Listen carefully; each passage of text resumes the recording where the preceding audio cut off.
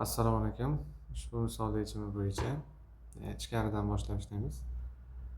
Birinchi mana bu yerda, keyin uni -1 darajaga oshirib birdan ayiramiz.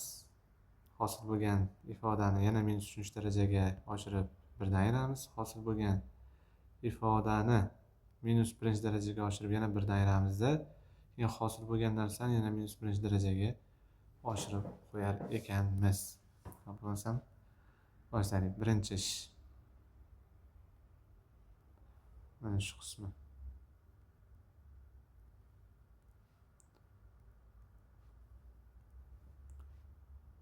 Bir ayrilgan 2ni -2-si degani 1/4 degani.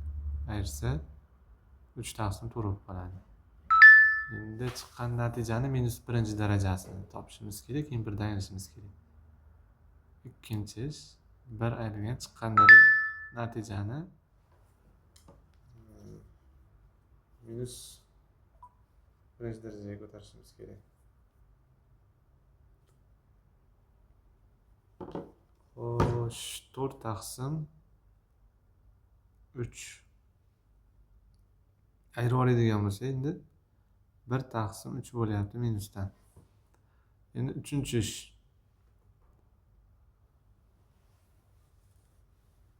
-1 darajaga oshirib birdan ayirdi. Endi chiqqan natijani -3 darajaga oshirib turib birdan ayirishimiz kerak ekan.